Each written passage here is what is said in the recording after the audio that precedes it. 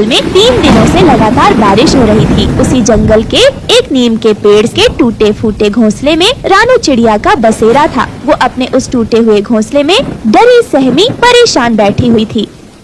हे भगवान, ये बारिश कब रुकेगी? मेरे पास तो बस रहने के लिए यही एक टूटा फूटा घोंसला है। अगर ये भी टूट गया तो मैं तो बेघर हो जाऊंगी और ऐसी तूफानी बारिश में कोई भी पक्षी मुझे आसरा नहीं देगा। ऊपर वाले जल्द से जल्द इस बारिश को रोक दे, मुझ पर रहम कर, मुझे बेघर होने से बचा ले।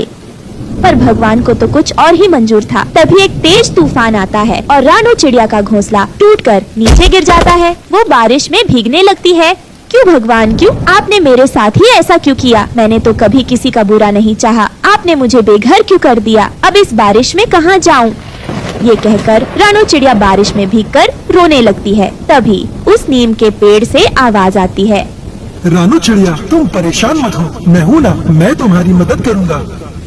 उस पेड़ की आवाज सुनकर रानू चिड़िया हैरान हो जाती है और उससे बोलती है, क्या तुम बोल सकते हो नीम के पेड़? पर कैसे? और तुम मेरी मदद कैसे करोगे? तुम तो अपनी जगह से हिल भी नहीं सकते। रानू चिड़िया, मैं कोई साधारण नीम का पेड़ नहीं हूँ, बल्कि जादुई पेड़ हूँ और मैं अपने जादू से कुछ भी कर सकता हूँ। मैं तुम्हारी सारी परेशानी दूर कर सकता हूँ। मैं जानता हूँ तुम्हें इस बारिश में घर की जरूरत है। रुको, मैं अभी तुम्हारी इस परेशानी को दूर कर देता हूँ। ये कहकर वो जादुई पेड़ अपने जादू से अपनी डाल पर एक चूड़ियों का घर बना देता है। उस घर को देखकर रानू चिड़िया बहुत खुश होती है।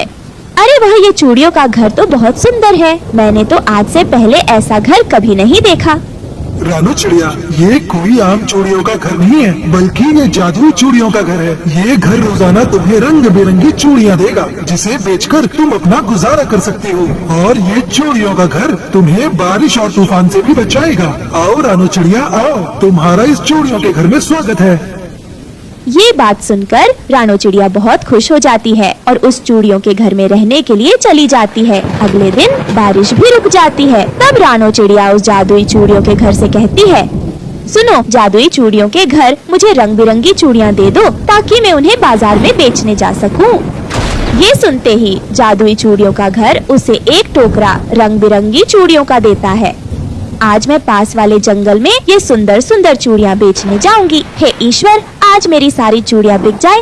रानू चिड़िया अपना चूड़ियों का व्यापार शुरू करती है। वह आसपास के जंगलों में जाकर चूड़ियाँ बेचा करती थी और हर रोज उसकी चूड़ियाँ अच्छे से बिक जाया करती थी। और इधर दूसरी तरफ गोरी कौवी भी चूड़ियों का व्यापार करती थी, लेकिन ग्राहकों के साथ पर बुरे बर्ताव के कारण उसकी चूड़ियाँ नहीं बिकती थी। एक दिन, चूड़ी ले लो चूड़ी, सुंदर सुंदर हरी चूड़ी ले लो चूड़ी, टिकाऊ और ब्रांडेड चूड़ी ले लो। ऐसी चूड़ी जंगल के किसी कोने में नहीं मिलेगी, हमारी चूड़ी।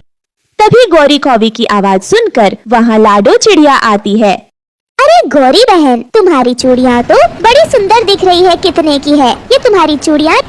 लाडो बहन, 1 दर्जन चूड़ी में 20 गेहूं के दाने लगेंगे।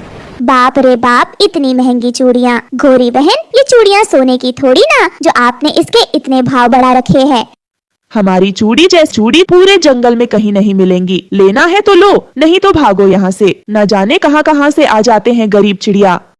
तुमसे अच्छी तो रानू चिड़िया की चूड़ियाँ है, अच्छी और सस्ती, और तुम्हारी तरह वो अपने ग्राहकों को जलील नहीं करती। लाडो चिड़िया गुस्सा होकर रानू चिड़िया के पास चली जाती है। चूड़ियाँ ले लो, चूड़ियाँ रंग बिरंगी टिकाऊ चूड़ियाँ, सस्ती चूड़ियाँ ले लो, 10 गेहूं के दाने के बदले 1 दर्जन चूड़ी ले लो। रानू चिड़िया की बातें सुन लाडो चिड़िया बहुत खुश हो जाती है और वह अनाज के 10 दाने दे जाती है। शाम होने तक रानू की सारी चूड़ियाँ बिक जाती है और वह वहाँ से चली जाती है। ये देख गोरी कौवी उससे जला करती।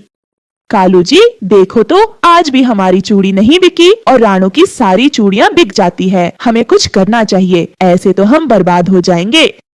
हाँ गौरी कौवी, तुम बिल्कुल सही कह रही हो। इस रानू चिड़िया का इलाज है मेरे पास। बस तुम आज रात का इंतजार करो, हम दोनों इसके घर जाकर इसकी सारी चूड़ियाँ चुरा लेंगे और अच्छे दाम में बेचेंगे। इससे हमें मुनाफा ही मुनाफा होगा। हा हा हा। फिर रात होते ही कालू कौवा और गोरी रानू चिड़िया के घर में से सारी चूड़ियाँ चोरी करके ले जाते हैं। अगली सुबह, अरे मेरी सारी चूड़ियाँ कहाँ गई? हे भगवान, ये क्या हो गया? मेरी सारी चूड़ियाँ कौन ले गया? अब मैं आज क्या बेचूंगी? इधर कालू कौवा और गोरी कौवी रानू चिड़िया की चूड़ियाँ चोरी करके बाजार में बेचने आ जाते हैं, पर इस बार भी उनके स्वभाव और बुरे बर्ताव के कारण उनकी चूड़ियाँ नहीं बिकती। कोई भी पक्षी उनसे चूड़ियाँ नहीं खरीदता और सब गोरी को 2-4 बात सुनाकर वहाँ से चले जाते। गोरी गुस्से में अपने पति कालू से कहती है, कालू जी, इस बार तो हम रानो चिड़िया की चूड़ी बेचने लाए थे, फिर भी हमारी चूड़ी नहीं बिकी। जरूर रानो चिड़िया कुछ न कुछ टोटका करती होगी, तभी उसकी सारी चूड़ियाँ बिक जाती है। ये कहकर वो दोनों पति पत्नी अपने घोंसले की ओर चले जाते हैं और जाते ही देखते हैं कि उनके घोंसले पर आग लग गई होती है और पूरा घोंसला आग की लपटों में जल रहा होता है। ये देखकर कालू और गौरी के पैरों तले जमीन खिसक जाती है। ऊपर वाले, ये क्या हो गया? हमारा ये घर कैसे जल गया? आग कैसे लग गई हमारे घोंसले में? अब हम कहाँ रहेंगे? और वैसे भी बारिश के मौसम का कोई भरोसा नहीं, कब चाहे बरस जाए। हम तो बेघर हो गए। तभी रानो चिड़िया वहाँ पर आ जाती है। अरे रानो बहन, कालू भैया, अपने आप को संभालो, ऊपर वाला सब ठीक करेगा, आप परेशान मत हो, मैं हूँ ना। आप दोनों मेरे साथ मेरे जादुई चूड़ियों के घर में रहना। तुम कितनी अच्छी हो रानो चिड़िया, हमें माफ कर दो, हमने तुम्हारी चूड़ियाँ चोरी की, इसी की सजा हमें मिल रही है। हमें माफ कर दो, हमने लालच में आकर पाप कर दिया। ये सुनकर रानो चिड़िया गोरी और कालू को समझाती है। देखा, कालू और गोरी, बुरे काम का नतीजा हमेशा बुरा ही होता है। खैर कोई बात नहीं, अब तुम सब पक्षियों से अच्छे से बात करना और सबकी इज्जत करना, देखना तुम्हारी चूड़ियाँ भी बिकने लगेंगी। ये कहकर रानो चिड़िया कालू और गोरी को अपने जादुई चूड़ियों के घर में ले आती है। फिर वो तीनों मिलकर चूड़ियाँ बेचने का व्यापार करते हैं और खुशी खुशी चूड़ियों के घर में रहने लगते हैं। तो दोस्तों, हमें इस कहानी से ये सीख मिलती है कि हमें कभी किसी के साथ बुरा नहीं करना चाहिए और अच्छे लोगों के साथ हमेशा अच्छा ही होता है। एक और बात, हमेशा हमें हर किसी के साथ अच्छा व्यवहार और विनम्रता से बात करनी चाहिए। हमारी वीडियो को लाइक, शेयर और सब्सक्राइब करना मत भूलना।